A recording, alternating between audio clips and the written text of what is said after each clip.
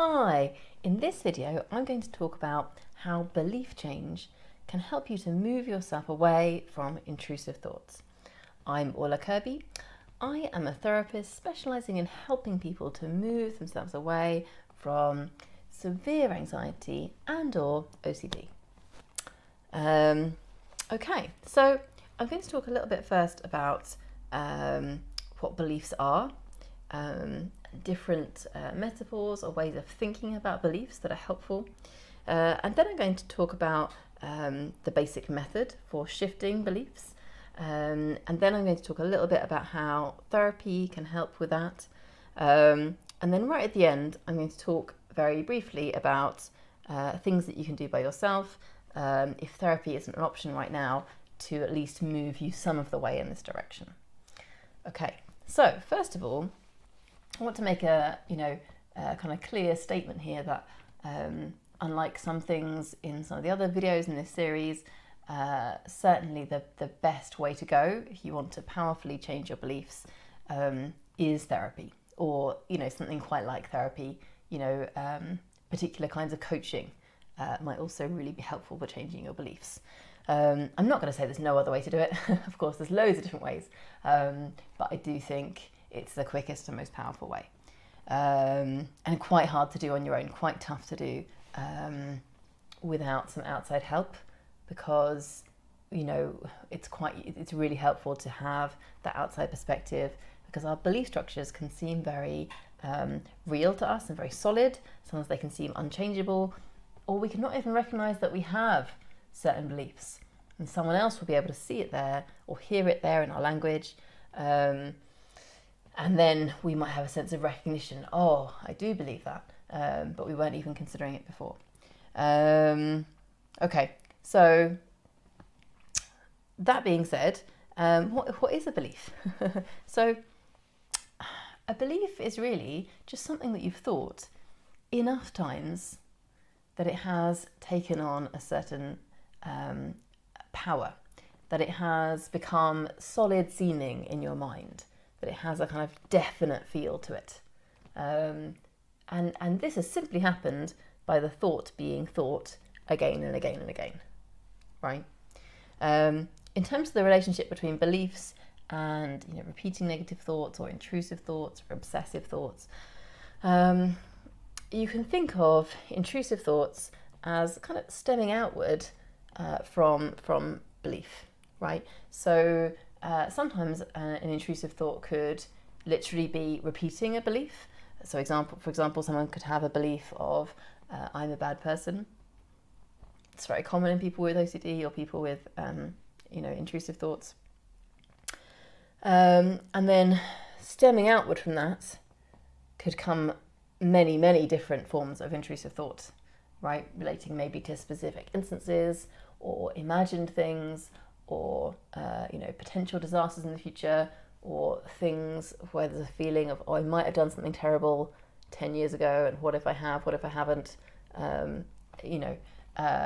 or all kinds of other thought scenarios that may repeat and repeat, are kind of flowing outward from this more central belief of I'm a bad person. And that means that if we shift the belief, we can shift all of the other stuff that is coming from there. So it's very powerful to shift your beliefs, because if you shift the belief, so much else that was based off that shifts as well, or just disintegrates entirely. Okay, so sometimes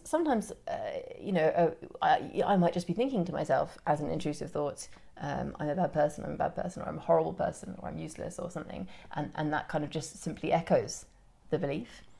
But sometimes it is a bit more complicated, like someone might think, I'm going to be found out, and that thought is based on the belief, I'm a bad person, because I have a belief of a bad person, and therefore at some point someone is going to find this out about me, right?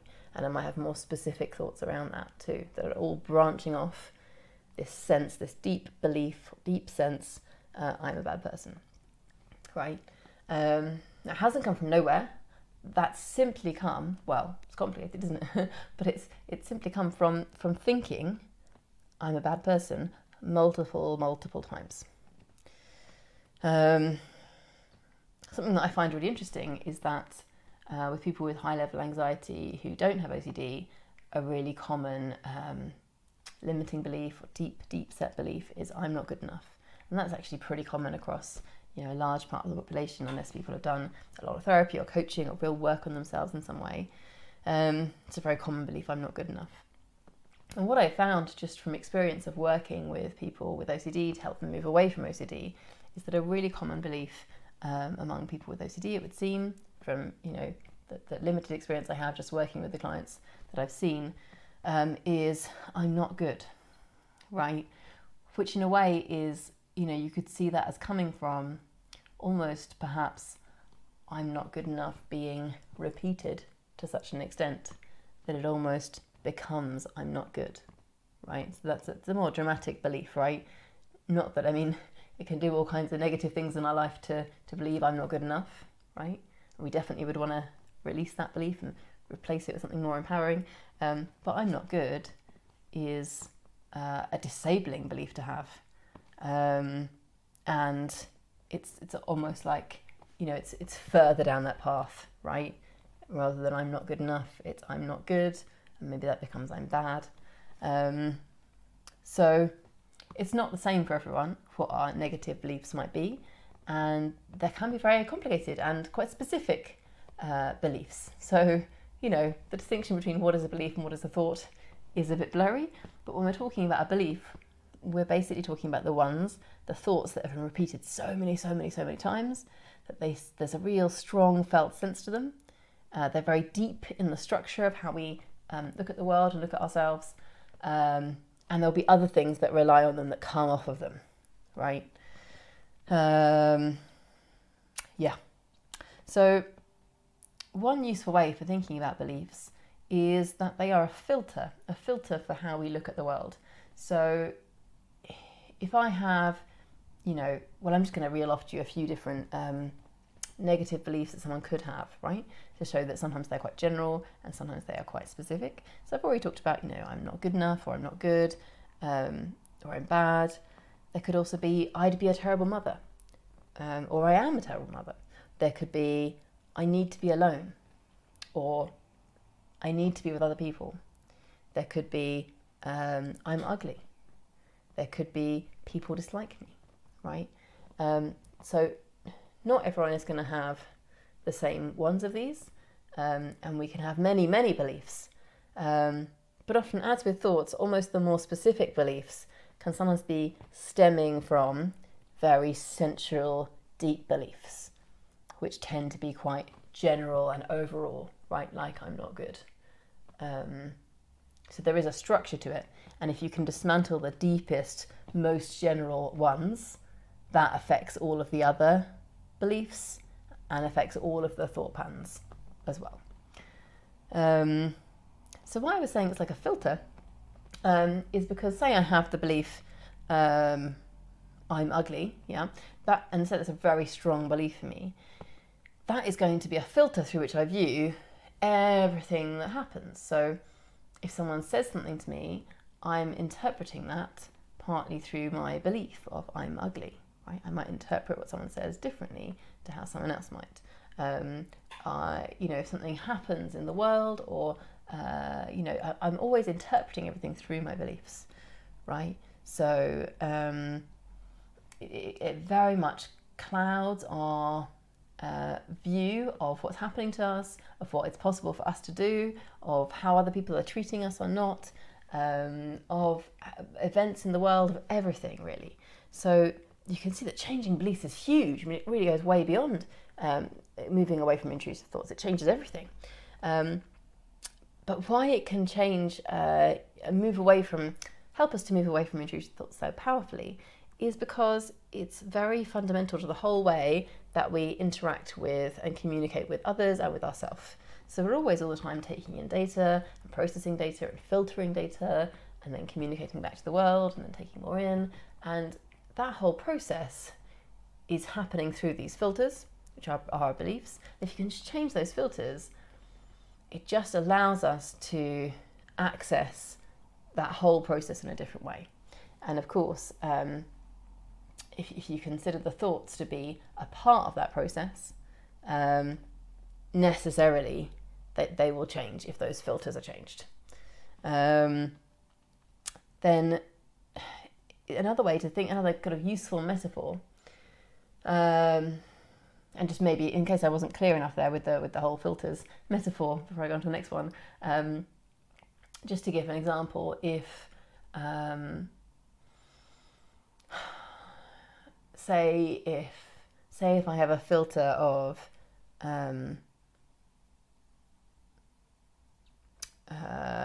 I'm a terrible mother, or I'd be a terrible mother, say, and someone asks me a question about whether or not I'm going to have kids, or just children come up in conversation, or I hear that my friend is having a child or something, what are my thoughts in reaction to that?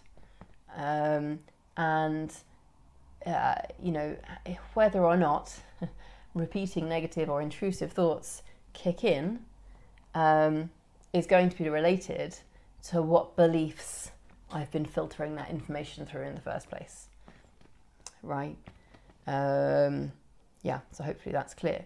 Then another useful metaphor is to see the kind of the outward impact of beliefs as being like a tree growing or a plant growing, or like a fountain. So imagine if you had the holes or the shapes through which the water comes in a fountain, and you change the shape of those holes, or you change the structure of the whole fountain.